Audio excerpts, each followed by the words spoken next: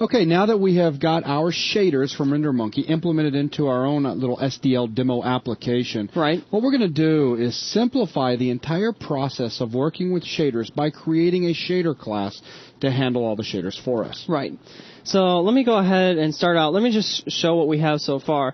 And the goal is to get something that looks exactly like this in the end, just a lot more simplified. So let me exit out of this. And the first two things I'm going to need to do is create the header file and create the CPP file for our shader class. So header files, add new item, and I'm going to add a header file called shader. And if I go to the top here, I'm going to create a source file called shader. All right, in the header file. Boy, we haven't done this in a long time. No kidding. If not defined, yep. blah, blah, blah, blah, if not defined, shader underscore H. Go ahead and define it. And end if. And again, let me go back into SDL demo and just copy this out. This is going to be replaced by shader.h. We want to get rid of all the low-level function calls. Precisely. So let's throw that in here. And a few things I know I'm going to be using, string.h, so include string.h. Also know I'm going to use texture, so I'm going to include texture.h. So define my shader class. So shader. Ooh, he remembered the Terminator. I'm impressed. It's rare. Go ahead and put in your public, private. Yeah. I'm going to have one private function and a set of private variables as well. Okay. All right, first thing we need, if I go back into SDL demo here, I'm just going to kind of remove and add into the class. Remember we had our vertex, fragment, and program handles. Let me just delete that out here, go into my header, and add these in here. So I have my GL handle ARB, so my vertex shader handle. Same thing, my handle ARB, my fragment shader. I'm just kind of making the names a little longer. Nicer. Yeah. So handle ARB, program. Cool. So now that I have that, the main idea here is we're going to, in the constructor, do all that initialization that we did in the past. So we need a constructor, obviously, and it's going to have two things, two arguments. The file that we want to load for the vertex and the file that we want to load for the fragment. So there we have it. All right, we also need a few things. If we go back into my SDL demo here, let me go down to my initialization. Look at what we have here. Everything up to, if I just kind of go, although everything up to here is something that has to be done when you load. So this can be easily put into the shader, into the constructor. This is when we want to use that particular shader, so that should be put into a separate function call. And setting attributes. This should be simplified dramatically with member functions. So that's kind of what we're going for here. So in the header file, let me go ahead and create a use shader function, which is simply going to call the use program object function with our program handle here. And also I want to disable shaders, which is going to call use program object sending null to it. Right. And this is going to be a static function because we want to be able to call this at any time. So static void disable shaders and void. And finally, we need some functions that allow us to set attributes. So we have a void set attribute 1i, and we'll pass it string name, so the name of the attribute and the integer that we want to set. And we can do a few more of these. And if you want, you can throw in every single possibility that we have here. 1i, 1f, just to 2i, make it a very 2f. Complete class. Exactly. And this is, of course, going to be float. Let me just copy and paste this for, let's see, 2f.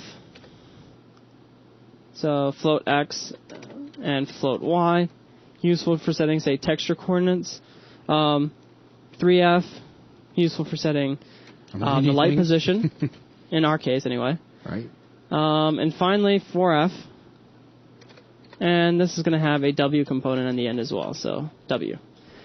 All right, with that, let me go ahead and copy all of these definitions. Oh, and one other private function. We have our read file, so let's go ahead and put that in here as well. So car read file. So let me copy all of these here and paste them into our shader, not forgetting to include our shader.h. And let me just scope all of these out. So scope. And this guy right here. So let me just kind of push these guys back and just get rid of the semicolons at the end.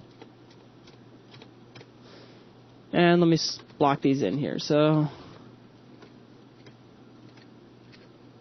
haven't done this in quite a while. No, it's been a while now. And let me not forget to delete my static here. Let me just space these out a little bit. Alright, so the main one here is the constructor. So let me go into my SDL demo here and just copy all of this, because it's going to be very, very similar. So let me copy this, go over to my shader source, and paste this in here. And let me just bring this back a little bit. Of course, all the names have changed a little bit, so we're going to need to, remember, go back into our header, and we call them vertex shader and fragment shader instead of V and F. So I can simply come in here, paste, and just paste this in, and copy fragment shader. Everywhere there's an F, just paste our fragment shader. Again, this is just taking what we've already done and simplifying it so that we don't have as much confusion or work to do on every single shader that we create. Inside of use shader. Trust us, you'll see in a few minutes. Right, yes, definitely. So our use program object, come over into here and use shader, simply pass it program. And then if I go all the way down to my disable shaders, we want to pass this null. And for my set attribute, very simple, come over into here, copy this, and pass this .data. So we have program here, program, and this needs to be name.data, and this needs to be X. Exactly. And let me just go ahead and copy and paste this for a number of these. So. And then you're just updating. Yep. And yep. Nice. You're all over it. So we have 3F, and then X, Y, and Z. And then here we have 4F, X, Y, Z, and W. We're almost done, guys. Finally, in the read file, let's come up to here. This file is going to go bye-bye, so let's just go ahead and copy this. Go on to our shader, paste this in, and that is almost everything. Now let's clean this guy up and show how easy it is to start utilizing our shader.h, right. our new class. And keep up with where Joel's at. He's back in our application. Yep. Now we're back in our application. And remember, this is what we typed out in the last lesson here. And this is all we're going to do. Let's go to the top real quick here. And let's create our shader. Okay. So we have our shader, and we'll just call this our Lambert shader. And we'll just default that to null. Then we go back down to our initgl.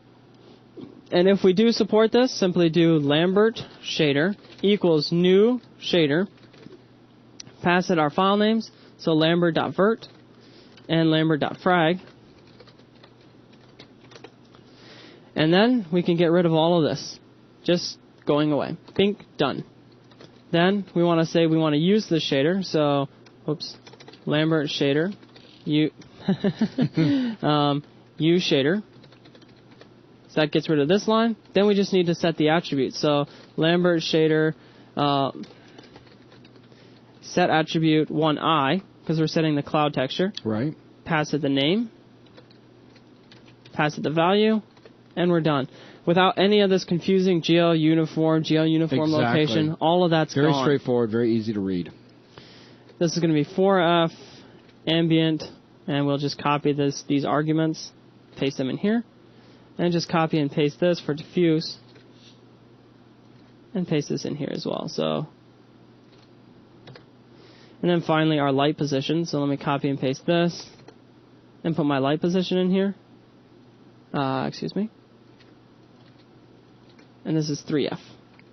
And then we just kill those up. Look at that. Take what we had before, convert it into a very small section, and now it's very easy to generalize this. Let's say we had, a bunch of verts and frag in a particular folder. We can simply loop through all of those folders, create new shaders for each, set their attributes on how we want, and we'd be done. Exactly. So let's go ahead and try to compile this and see how many mistakes I made. Only one mistake. Wow. In my draw cube, I forgot to actually call it, so we'll do a Lambert shader. Use shader. And let's go ahead at the very end. Yep. And we'll call our shader disable shaders. Wow. And if everything works well, we should have exactly what we had before. And check it out. we do. We have a slightly tinted red Lambert on our cube. Very nice, very nice. So everything works exactly like we expected. And basically at this point, I mean, this is a very simple shader class. You could take it to any level that you wanted to. You can make it a lot more complex, of course, include all of the attribute setting that we had. I mean, there's just a whole bunch of things you could do if you wanted to. Did I see some warnings back over in the compiler? Let me just kind of look back over in here. Okay, I'm going to need to rebuild. Just Sorry one about second. that. No, it's all good. Just in case. I think all it was a linking error because the OpenGL library was compiled in a different way. Yeah, the library conflicts with a different kind. It's not a big deal. Okay, good deal. All right, so that's it, guys. I mean, at this point, to bring in 5, 6, 7, 10 different shaders, it would be quite simple to do. Piece of cake. Compared to what it was a few minutes ago. Definitely. So, again, a very nice class to add to your... repertoire. Exactly. So, with that, that is going to wrap up this video. And in the next video, we'll begin taking a look at some more complex shaders. Exactly. Thanks a lot, guys.